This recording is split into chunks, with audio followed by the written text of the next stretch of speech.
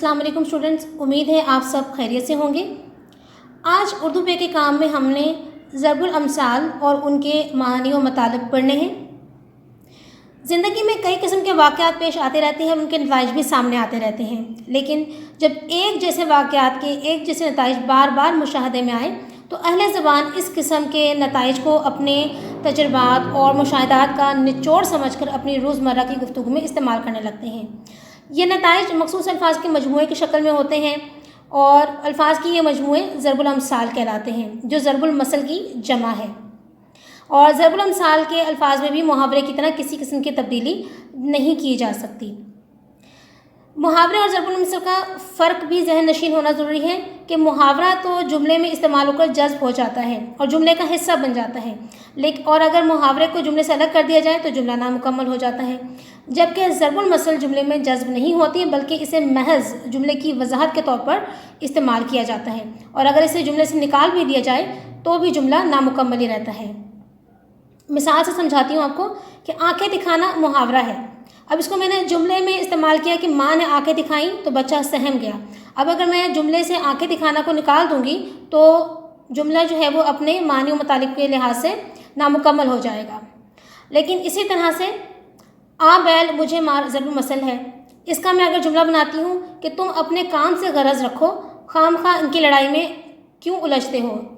आ बैल मुझे मार। अब इसमें से अगर मैं आ बैल मुझे मार दूँ तो मेरे जुमले की मजमूई नौइयत पर और उसके मानी व मतलब पर कोई फ़र्क नहीं पड़ता।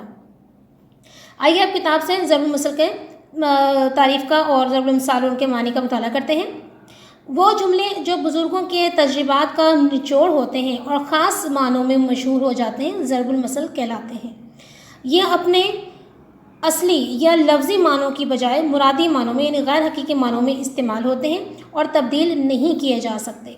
जैसे धोबी का कुत्ता ना घर का ना घाट का। अब यहाँ पर धोबी का कुत्ता का मतलब जो है लुग़वी मतलब मुरादी मानी है नाकारा आदमी, यानी कि नाकारा आदमी किसी के काम का नहीं होता, ना दुनिया वालों के और ना ही घर वालों के, यानी वो किसी काम का नहीं होता। जो नाकारा आदमी होता है, जो मेहनत का आदी नहीं होता। और इस कहावत को देखिए, इसकी असल सूरत है धोबी का कुत्ता ना घर का ना घाट का। तो इस कहावत को, इस ज़रबुल मसल को हम धोबी का गधा ना घर का ना घाट का नहीं बोल सकते, बल्कि जिस तरह अहले ज़ुबान ने हमें ये ज़रबुल मसल दी है, हमें उसका इसी तरह से याद रखना और इस्तेमाल करना ज़रूरी है। यहाँ पर दो कॉलम बने हैं, जिनमें एक में ज़रबुल अमसाल दी गई हैं और दूसरे कॉलम में उनके मफ़ाहीम दिए गए हैं। आप आए भाग आए। यहाँ भाग जो है किस्मत के मानों में है। आपका आना मुबारक है। आँख ओझल पहाड़ ओझल। जो चीज़ आँखों के सामने नहीं उसका ज़िक्र फजूल है। ये फजूल लफ्ज़ ही होता है, बेफजूल कोई लफ्ज़ नहीं होता, कोई इस्तिलाह नहीं है बेफजूल की, असल लफ्ज़ फजूल ही है सिर्फ। आवे का आवा ही बिगड़ा हुआ है, सभी बिगड़े हुए हैं। अंधा क्या जाने बसंत की बहार, बेवकूफ़ को हकीकत की क्या कदर हो सकती है। ऊंची दुकान फीका पकवान, दुकान खूबसूरत और माल नाकिस। नाकिस का मतलब ख़राब। एक अनार 100 बीमार, ज़रूरतमंद ज़्यादा और चीज़ कम, या एक चीज़ के बहुत से ख्वाहिशमंद।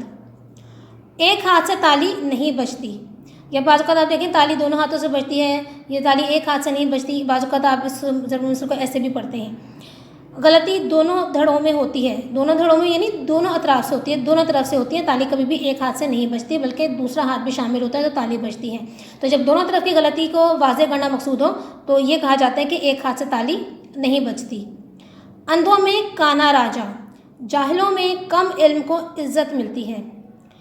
भागते चोर की लंगोटी ही सही, सब कुछ खोने के बाद जो थोड़ा बच गया वही काफ़ी समझो।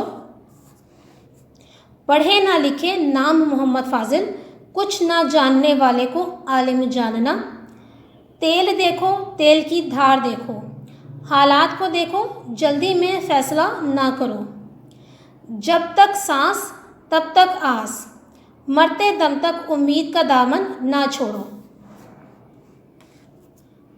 चिराग तले अंधेरा, गैर फ़ायदा उठाएं और अपने महरूम रहें।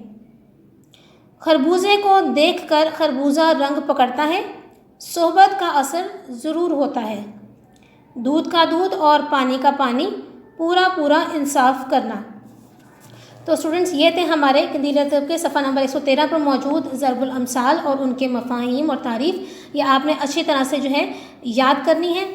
اور اگلے سبق تک کے لیے اجازت دیجیے، اللہ حافظ۔